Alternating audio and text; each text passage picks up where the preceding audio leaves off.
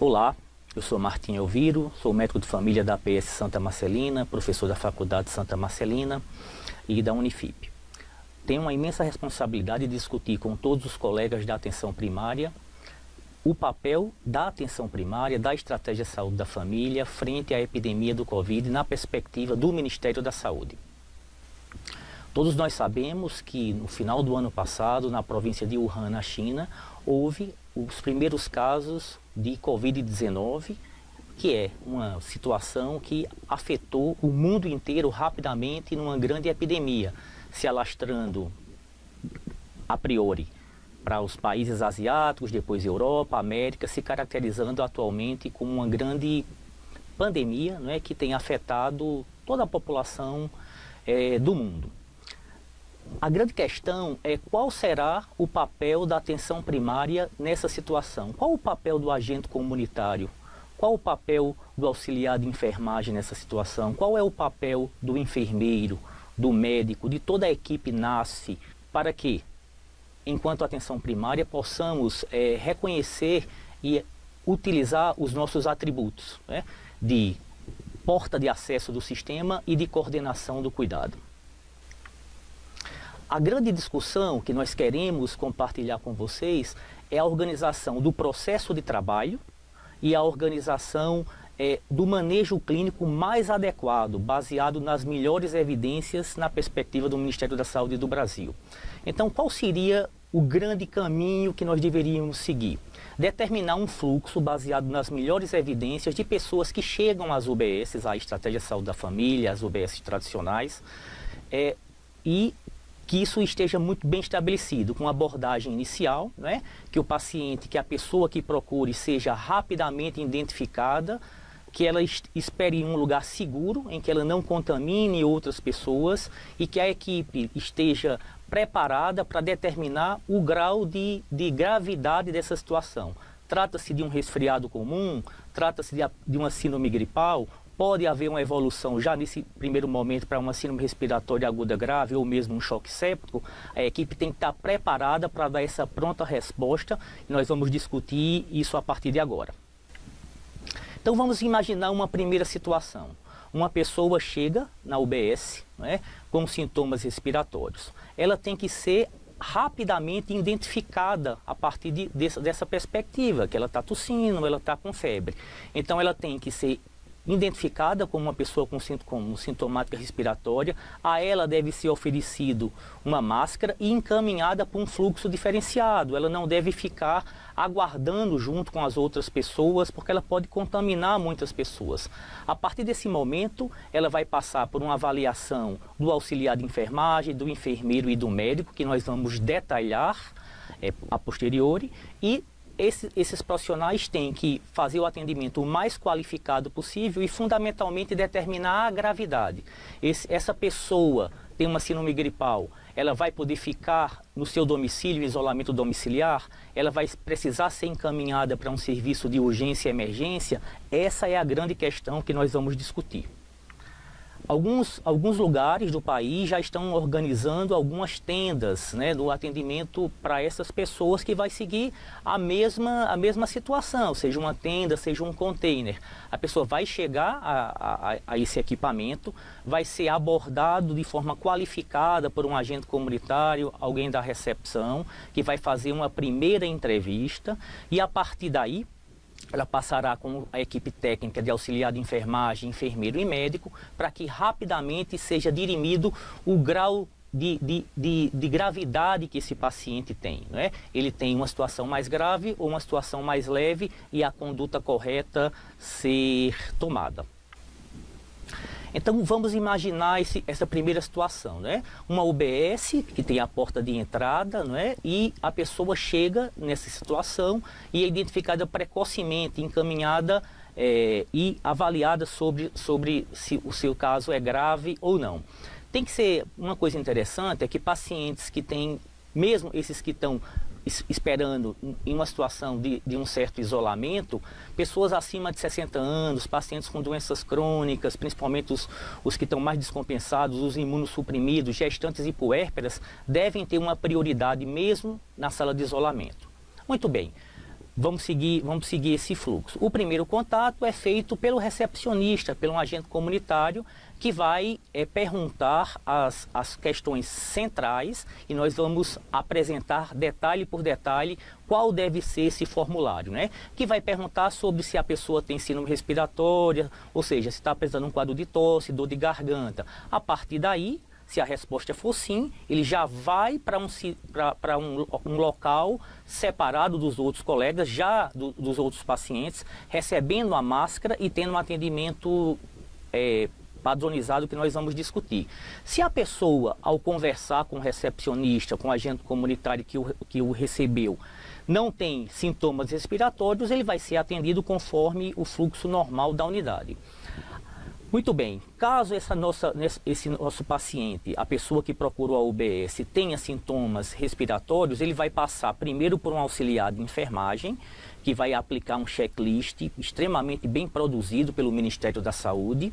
Depois, ele vai ser avaliado pelo enfermeiro e o médico, né, que tem papéis complementares, né, e eles vão também aplicando o checklist padrão, determinar o grau de gravidade desse paciente para que a melhor conduta possível seja tomada.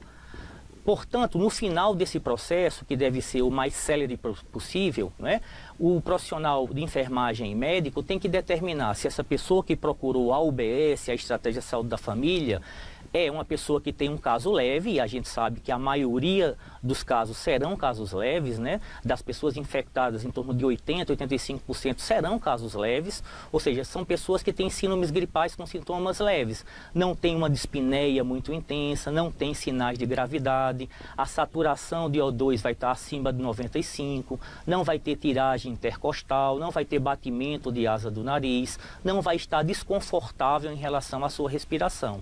E não vai ter comorbidades descompensadas, que nós vamos discutir daqui a pouquinho com mais detalhes. Se essa pessoa tem essa síndrome gripal leve, sem dispneia, sem alteração de saturação, sem essas comorbidades descompensadas, ela vai ser manejada na UBS, ela vai ser encaminhada para o isolamento domiciliar, né?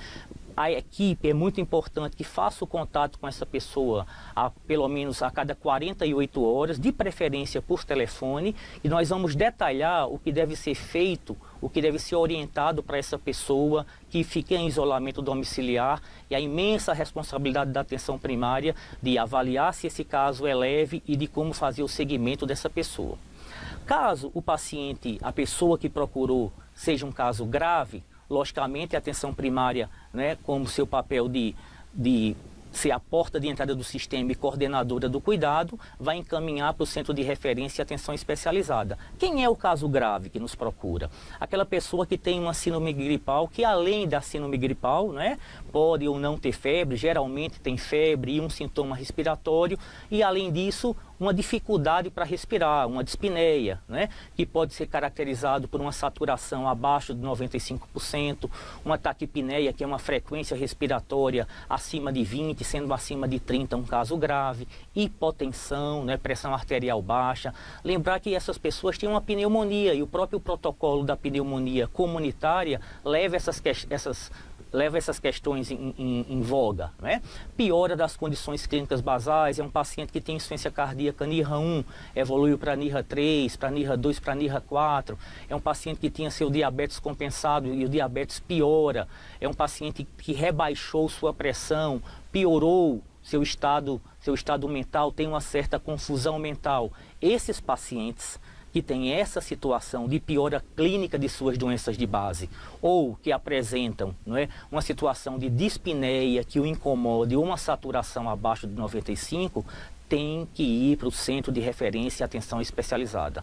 Aí vai ser o papel fundamental da atenção primária, de tratar, de isolar os casos leves e oferecer segurança que esse paciente deve ficar em casa, e de reconhecer os casos graves e encaminhar, né, o mais rápido possível, segundo o protocolo, para os centros de atenção especializada. Então o caso grave deve ser estabilizado, para que ele fique o mais confortável possível, e a partir daí encaminhamento para o centro de referência apropriado. Então, vamos agora detalhar o papel de cada membro da equipe da estratégia de saúde da família, dos equipamentos de atenção primária. Então, quando eu chego na UBS, né, com sintomas respiratórios, eu devo ser abordado por alguém da recepção ou um agente comunitário que vai ver minha identificação básica e vai perguntar qual é o motivo da procura que eu estou indo na UBS, né? A partir daí, se houver, como essa queixa, o motivo da procura, alguma situação que tem tosse, dor de garganta, desconforto, automaticamente essa pessoa da recepção já vai marcar sim nesse checklist e vai oferecer a máscara para esse paciente não contaminar as outras pessoas, máscara cirúrgica, e a partir daí essa pessoa ela vai ser encaminhada para a equipe de enfermagem e médica para que os próximos passos sejam dados. Então, esse primeiro papel é fundamental, né, que isso seja feito com celeridade, sem pavor, respeitando a pessoa, né, e oferecendo e com tranquilidade avaliando o motivo da consulta e dando início ao processo de atendimento. O técnico de enfermagem tem um papel também fundamental, né, é de avaliar, ratificar o motivo da consulta e começar a colher os parâmetros fundamentais de gravidade, que vai subsidiar o enfermeiro e o médico para a tomada da conduta adequada. Então, a avaliação dos sinais vitais, pela temperatura axilar, a frequência cardíaca, que num paciente grave está aumentado, a frequência respiratória, que num paciente grave vai estar aumentado, a saturação de oximetria, o oxímetro, que vai mostrar uma saturação abaixo de 95% e uma pressão arterial baixa. Isso são sintomas de gravidade. Lembrar que na pneumonia, na síndrome gripal, o que preocupa é a PA baixa, ok? Nessa situação, após a coleta desses sinais vitais, né, o auxiliar de enfermagem, o técnico de enfermagem, já vai tomar esses cuidados e encaminhar rapidamente para a equipe de enfermagem e médica. O profissional enfermeiro, ele tem outro checklist, isso tudo deve ser feito com celeridade, não é? De forma não burocrática, para não atrapalhar o processo. Então, quando você tem um checklist rápido como esse, ele deve ser feito e com celeridade as equipes têm que treinar, inclusive, isso, né? Então o enfermeiro vai avaliar os sintomas respiratórios, aí com um pouco mais de propriedade, né? Perguntar se apresentou febre ou não o paciente. A gente sabe que nem toda situação de Covid-19 vai ter febre. Crianças podem não ter febre, idosos não podem não ter febre. A maioria das pessoas, mais de 82% dos pacientes vão ter febre, mas alguns não terão febre. Então é importante perguntar se tem febre, inclusive se é uma febre referida, que também vai ser colocada como sim, né? Apresentar os sinais e sintomas relevantes, que a gente já discutimos, se é um caso suspeito de síndrome gripal, entendendo o síndrome gripal como um sintoma respiratório, geralmente acompanhado de febre, e o enfermeiro vai marcar sim ou não. E a partir daí ele vai avaliar as outras comorbidades, como, por exemplo, hipertensão, diabetes, não é? Insuficiência cardíaca, nefropatia. Que medicações essa pessoa usa, não é? É importante ter essa definição. Tem uma história de alergia a alguma medicação? A história de cirurgias prévias ou internações recentes, tudo isso é muito importante, não é, de ser avaliado. E por fim, o médico vai avaliar a situação e aí o médico tem um papel crucial, como todos os outros profissionais, de determinar qual é a gravidade da situação clínica desse paciente. É um caso leve?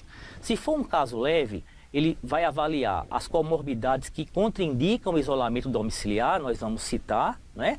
E, se possível, acompanhar o PS no manejo, acompanhar o paciente no contexto da APS, né? Realizando um manejo clínico apropriado. Nós vamos discutir quais são as medicações sintomáticas, né? A priori, nós temos uma longa tradição no SUS de prescrever paracetamol e dipirona nessas situações, né? Vamos discutir quando se usa o oseltamivir, em algumas situações ele está indicado. Orientação sobre isolamento domiciliar para o paciente e para os seus contactantes em casa, nós vamos comentar isso. Além do mais, seguir essa pessoa, né, a cada 48 horas para saber se ela continua bem. Existem relatos que as pessoas no início podem ter um quadro de síndrome gripal leve e podem piorar. no decorrer do tempo. Isso acontece não em muitos casos, mas é muito importante que eu não baixe a guarda, mesmo que os casos iniciais, se a avaliação inicial for de uma síndrome gripal leve. Eu preciso seguir esse paciente a cada 48 horas. Né? Nessa situação de caso leve, o médico deve fornecer o atestado de 14 dias para propiciar o isolamento domiciliar para o paciente. Existe o CID-J11, né, que é o da síndrome gripal, o B34.2, que é o da Covid. Sempre orientar que o paciente tem que ter a anuência que ele está dando o atestado com o CID, né? E também o médico pode, né? A gente vive uma situação excepcional, afastar, né, por CID, com o CID Z20.9, os contatos que têm exposição com essas pessoas com síndrome gripal. Então, isso está tranquilo, o nosso ministro Mandetta já explicou essa situação e a gente não precisa temer, enquanto médico, de fornecer esse atestado para pessoas que são os acompanhantes desses pacientes com síndrome leve. É importante anotar tudo isso no prontuário, né, e determinar quais são os casos leves e os casos graves. Quem serão os casos graves? Os casos graves vão se caracterizar em pessoas que têm dispneia importante, ou seja, eu estou desconfortável para respirar. Como é que eu vejo essa dispneia? Uma frequência respiratória aumentada, que varia de idade, não é? Sendo muito alta na criança, e tem tabelas que a gente sabe que todo mundo conhece, em relação à frequência respiratória da criança até o adulto. Um adulto com frequência respiratória acima de 20 incursões respiratórias por minuto é um adulto que tem taquipneia. Acima de 30 é uma taquipneia grave, não é? É muito importante no adulto ver a saturação de oxigênio, né? Medido pela oximetria. Saturação abaixo de 95% indica gravidade. É muito importante na criança avaliar a dispneia, não é? Se ela tem tiragem intercostal, se ela tem batimento de asa do nariz. Muito importante avaliar se a pressão arterial média não está rebaixada no adulto e na criança. Tudo isso são fatores de gravidade, além de todas as comorbidades. A maioria dos pacientes, nós sabemos, né, que vão ter uma situação de síndrome gripal leve. Então, quais são as orientações fundamentais que nós vamos dar para a pessoa que está com síndrome gripal, para a pessoa que está cuidando dela e as precauções gerais? Então, vamos acompanhar nessa tabela. Essa pessoa que nós atestamos com síndrome gripal leve, que vai ficar em casa, deve permanecer em quarto isolado, bem ventilado, quando for possível, né? Se ela divide o quarto com outra pessoa, é muito importante que ela tenha pelo menos a distância de 1 metro para outra pessoa que coabita, que vive com ela nesse mesmo quarto, né? É importante limitar a movimentação dessas pessoas dentro do seu cotidiano, na medida do possível, ela ficar restrita de fato ao quarto, né? Porque quanto mais ela circula dentro de casa, né, mais a possibilidade de outras pessoas familiares serem contaminados pelo Covid. Em relação ao cuidador, é muito importante que ele também use uma máscara descartável ou use toda a etiqueta respiratória para se proteger, né? E a partir do momento que a máscara fique úmida, né, ele deve trocar essa máscara. Também a pessoa que está adoecida tem que usar essa máscara, logicamente, né? Toda a família deve ter muito cuidado com a higiene das mãos, né? Então, lavar as mãos com água e sabão todas as vezes que for necessárias, antes e depois de ir para o banheiro, antes e depois de comer, né? Quando tiver alguma sensação que tocou em algum lugar que pode ter risco, uma maçaneta, lavar as mãos de forma contínua, não é? Todas as vezes, quando a gente já falou nessas precauções gerais também, lavar as mãos, se for possível, enxugar com papel toalha. Se não tiver papel toalha, tem que ter, cada pessoa, idealmente, deve ter a sua toalha para realizar o enxágue, né, e enxugar as mãos, né? Todos os moradores da casa devem cobrir a boca com o nariz quando for tossir, espirrar. É muito importante que a atenção primária discuta a etiqueta respiratória com palavras o mais simples possível, né, para a nossa comunidade, né? Evitar o contato com secreção, isso é fundamental. Ainda em relação ao isolamento do paciente, utilizar a máscara cirúrgica o tempo todo, né? Nas idas ao banheiro, o outro ambiente deve né, ele deve usar a máscara também nessas situações. Como a gente já disse, realizar a higiene frequentemente das mãos com água e sabão ou álcool e gel. Água e sabão é melhor que o álcool e gel. O álcool e gel é uma medida complementar que é importante, é muito relevante, mas a água e sabão é o preferível, né? Especialmente a pessoa que está adoecida, quando for comer, quando for cozinhar, quando for ir ao banheiro. A gente sabe que as secreções também podem transmitir. Então, quando for dar descarga, baixar a tampa, né, do vaso sanitário, tudo isso é importante. Não pode haver visitas a esse doente, né? Não é uma situação que a pessoa está com síndrome gripal, está de férias. Ela não está numa situação normal. A gente está vivendo uma situação de muito risco para o Brasil inteiro. Então, essa pessoa que está em casa, que foi o profissional que pela atenção primária foi isolado, ela tem que ficar em casa restrita ao leito. Então você tem que falar de forma enfática que ela tem responsabilidade sanitária em relação a isso, ok?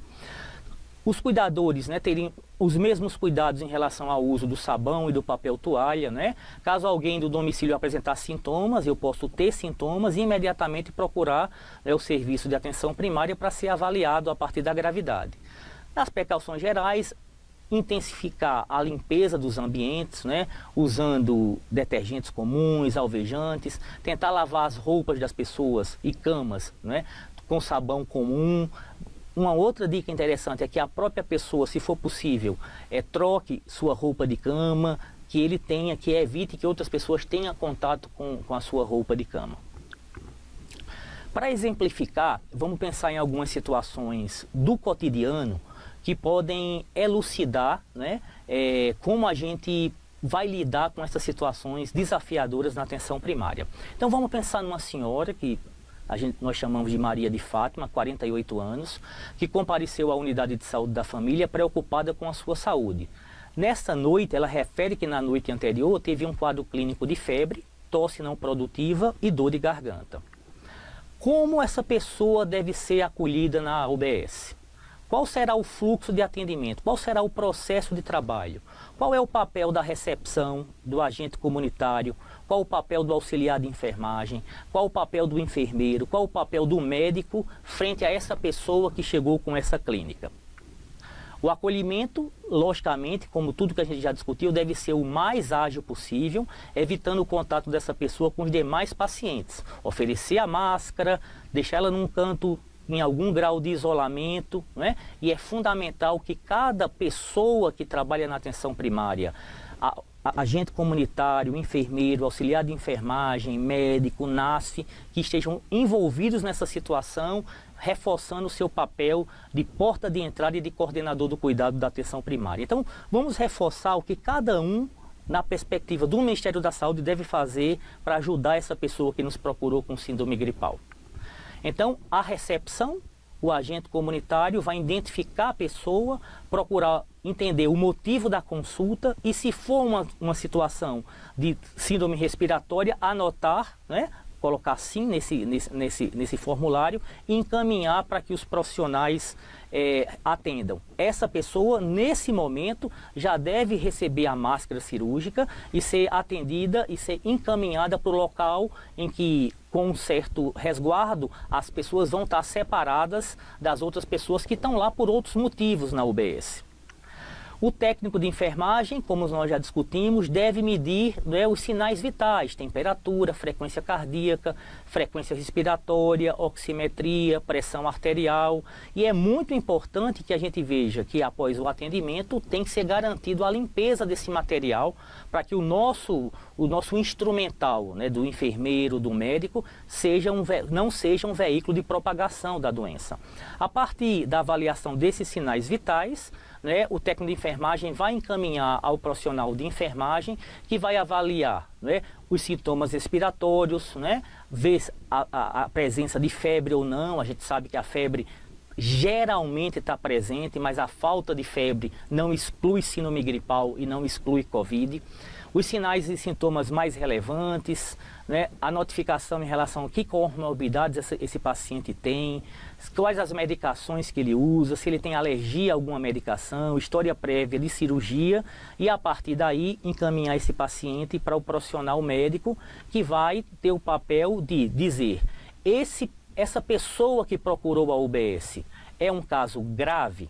Se for um caso grave, deve ser estabilizado o mais rapidamente possível e transferido para o centro de referência, ok? Se for um caso leve, né, essa pessoa vai ser atendida na UBS, vai receber todas aquelas orientações que nós já falamos em relação ao isolamento domiciliar, vai ser seguida a cada 48 horas, né, vai receber os medicamentos sintomáticos, fundamentalmente os que nós temos mais experiência é o paracetamol e a dipirona, vai receber o oseltamivir se tiver alguma condição de risco que nós vamos explicar, né, e vai receber o atestado para ficar em casa, né?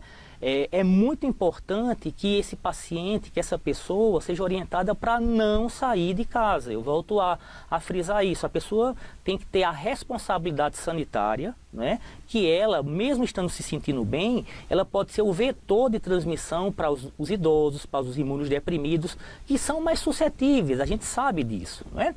Então, isso deve ser avaliado, como também as comorbidades. Às vezes a pessoa tem uma situação clínica que recomenda, não é, o encaminhamento para o centro de referência. Nós vamos comentar as principais. Tudo isso tem que ser anotado no prontuário, né, de forma célere, não é, e para que a gente tome as condutas mais adequadas. Não é?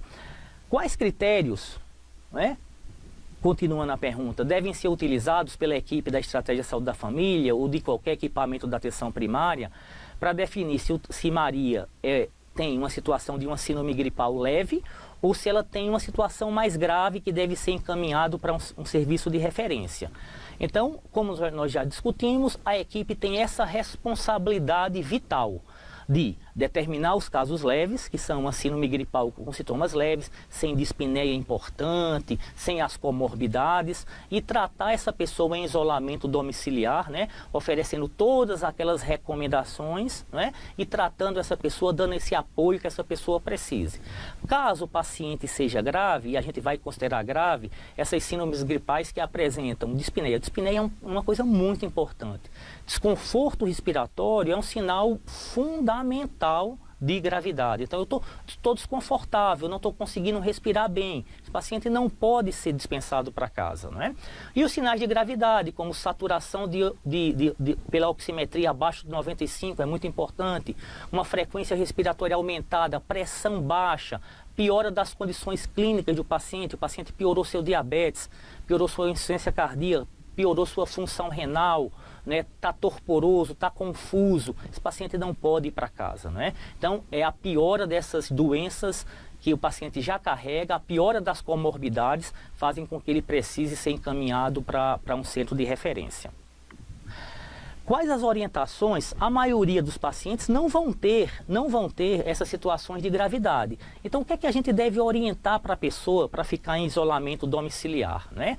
O manejo é antitérmicos, analgésicos, uma boa hidratação, uma alimentação adequada, uma alimentação que garanta uma situação de conforto para a pessoa, o isolamento, né, em casa, dentro da própria casa, evitar que o paciente fique em contato íntimo com as pessoas que estão na casa, falar que é uma situação de excepcionalidade, tentar manter uma distância razoável de pelo menos 1 metro, se ela tem que dividir o quarto com outra pessoa, né? Se ela for ao banheiro, usar máscara, estar sempre usando máscara. Quando a máscara ficar úmida, trocar essa máscara e ser acompanhada pela equipe a cada 48 horas para se avaliar. Apareceu alguma dispneia nas últimas 48 horas, a pessoa ficou confusa, a pessoa ficou com tontura importante, teve algum sinal de descompensação da doença de base, ela tem que ser reavaliada. Sempre reavaliada a cada 48 horas e se tiver algum sinal de piora, né, ser reavaliada enquanto a sua gravidade da doença. Então, tudo que nós já falamos no outro slide, né?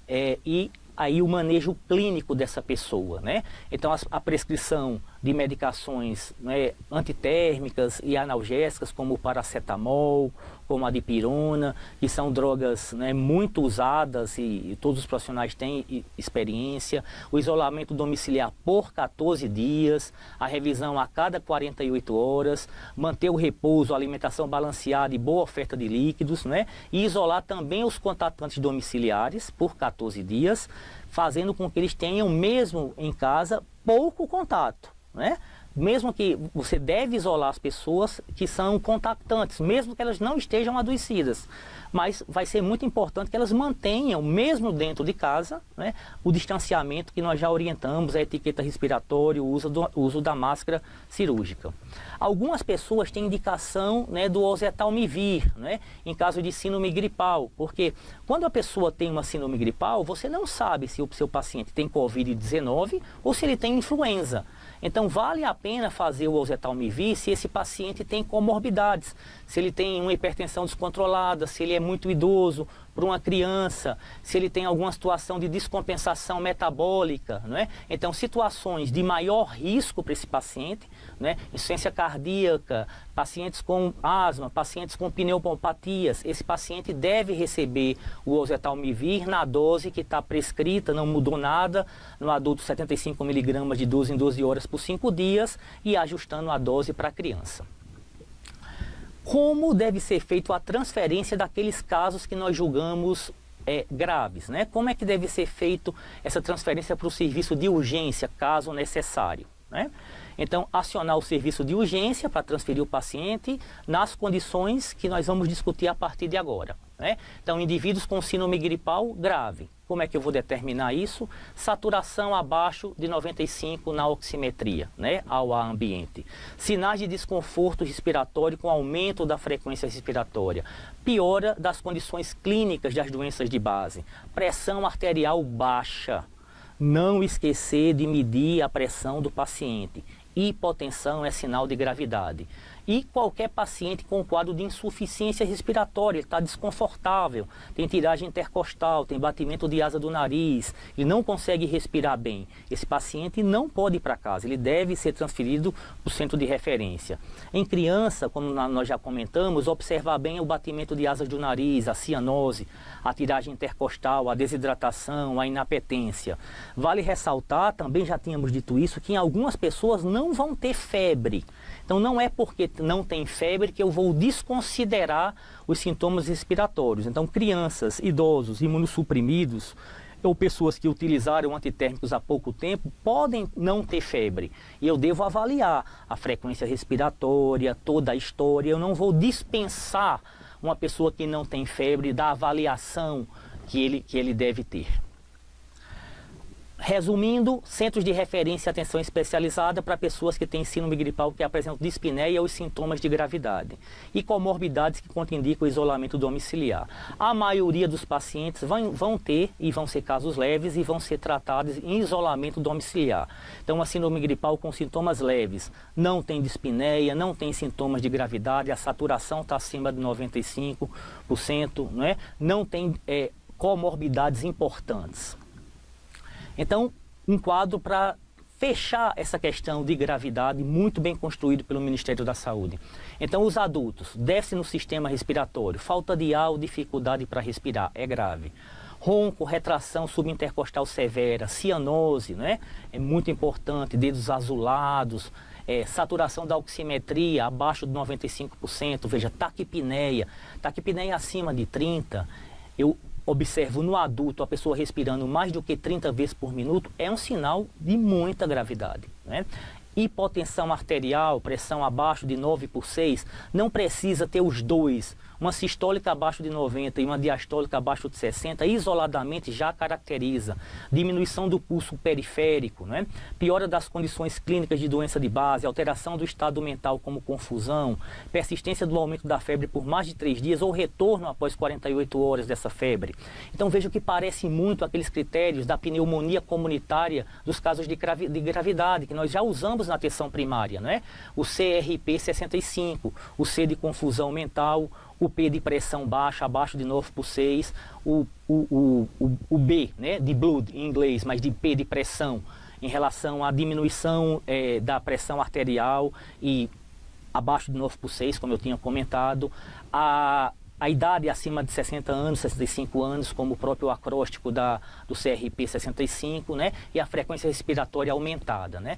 Nas crianças, também como já comentado, a falta de ar ou dificuldade para respirar, o ronco, a tiragem intercostal, batimento de asa de nariz, cianose central, bradipneia em ritmo irregular, saturação abaixo de 95, taquipneia. Lembrar que na criança a frequência respiratória não é de 30, ela varia de idade para idade, a gente tem que ficar atento a isso. Desce no sistema cardiovascular, hipotensão, diminuição do pulso periférico. Sinais e sintomas adicionais: inapetência, a criança não aceita a amamentação, não aceita a ingestão de líquidos, é um sinal de gravidade. Piora das condições clínicas se a criança tem alguma doença de base, como asma, qualquer doença, uma anemia, alteração do estado mental, a criança fica às vezes irritadiça, né? Confusão e letargia e mesmo convulsão. Se tivermos essa situação como doença de base e sinais e sintomas de gravidade aparecendo, esse paciente, essa pessoa não deve ficar em isolamento domiciliar. Ela deve ser encaminhada para o centro de referência. As comorbidades, só reforçando e ratificando, que levam a pessoa à necessidade de um centro de referência, são doenças cardíacas crônicas, doença cardíaca congênita, insuficiência cardíaca, doenças respiratórias como DPOC e asma, doenças pulmonares intersticiais, fibrose cística, displasia broncopulmonar e suas complicações, crianças com doença pulmonar crônica, doença renal crônica, né, a taxa de filtração glomerular abaixo de 3, 4 e 5, né, uma taxa de filtração glomerular inferior a 60, tem aquela classificação 3A, 3B, é importante revisar isso. Pacientes em diálise, imunossuprimidos, transplantados de órgãos sólidos, imunossupressão por pessoas que usam medicamentos, quimioterapia, radioterapia, pessoas com doenças cromossômicas, com fragilidade imunológica, como síndrome de Down, diabetes, principalmente os descompensados. Tudo isso são pessoas que têm um risco maior. Então, a critério clínico, avaliar cada uma dessas situações e encaminhar para o centro de referência. Essas são as referências que o Ministério da Saúde construiu, esse protocolo extremamente bem feito, ressaltando que a atenção primária é a porta de entrada do sistema, que nós temos um papel fundamental em mitigar o sofrimento da população. Então temos que ser porta de entrada do sistema, temos que coordenar o cuidado dos casos mais simples, e a maioria, graças a Deus, são casos simples, 80%, e poucos, 10, 15, 20% são casos graves, e é fundamental que tenhamos competência clínica e celeridade para reconhecer os casos graves. A atenção primária, portanto, tem um papel fundamental no enfrentamento dessa pandemia. Nós temos que ser a porta de entrada para essas pessoas, coordenar o cuidado, entender que a maioria das situações vão ser muito simples e nós vamos tratá-las em isolamento domiciliar, reconhecer muito rapidamente, de forma célere, baseada nas melhores evidências, os pacientes graves, encaminhar para o centro de referência, trabalhar muito com a educação em saúde, né, para que a gente consiga vencer essa pandemia o mais rápido possível e fortalecer o papel da atenção primária no Brasil. Muito obrigado.